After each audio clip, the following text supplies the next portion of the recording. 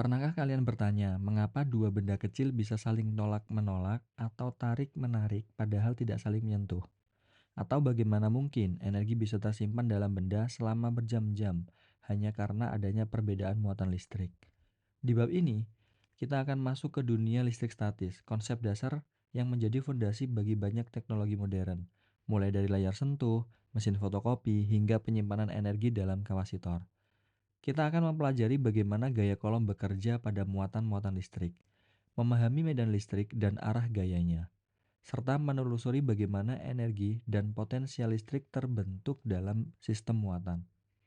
Dan tentu saja, kita akan membahas kapasitor, alat sederhana namun sangat penting dalam dunia elektronik. Pemahaman konsep ini bukan hanya penting untuk ujian, tetapi juga membuka cara berpikir fisika yang lebih dalam tentang interaksi gaya dan energi yang tidak selalu tampak di depan mata. Mari kita mulai belajar listrik statis dan memahami dengan pemahaman yang logis, sistematis dan aplikatif. Kita mulai dari konsep paling dasar. Listrik statis adalah kumpulan muatan listrik yang berada dalam keadaan diam atau tidak mengalir. Struktur atom yang kita pahami bentuknya seperti ini ya. Nah, yang ada di tengah, yang ada di dalam lingkaran kuning, itu adalah inti atom. Inti atom itu terdiri dari neutron dan proton.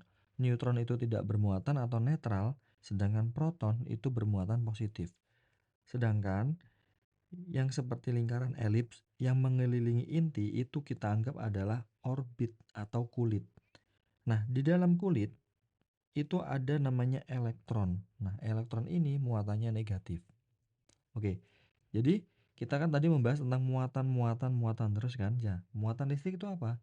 Muatan listrik adalah sifat fisik suatu partikel yang menyebabkan partikel tersebut mengalami gaya listrik ketika berdekatan dengan partikel lain yang bermuatan juga. Oke, nah jenis muatan nanti ada tiga. Yang pertama itu muatan netral.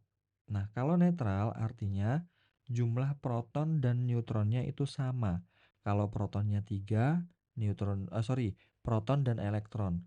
Kalau protonnya 3, maka elektronnya juga 3. Contoh di soal ini kan, protonnya ada 3, elektronnya juga 3. Berarti kita anggap di sini strukturnya itu dia netral gitu. Nanti ada muatan positif. Kalau jumlah protonnya lebih banyak daripada jumlah elektron ya. Misalkan nih elektronnya di video ini dihilangkan satu di gambar ini. Berarti nanti jadi protonnya 3, elektronnya 2. Maka muatannya kita anggap positif. Begitu juga sebaliknya. Kalau dia negatif artinya protonnya lebih sedikit daripada elektronnya. Anggaplah elektronnya ditambahin satu lagi dari luar. Oh iya, ingat, yang bisa mengalir atau yang bisa berpindah itu hanya elektron. Ingat ya, yang bisa pindah itu hanya elektron. Oke? Nah, jadi gini, kalau dia pengen muatannya menjadi positif, maka elektronnya harus dibuang satu. Oke ya, di gambar ini ya. Sedangkan kalau pengen muatannya jadi negatif, maka kita harus mengambil elektron dari luar satu atau dua atau tiga dan seterusnya. Gitu.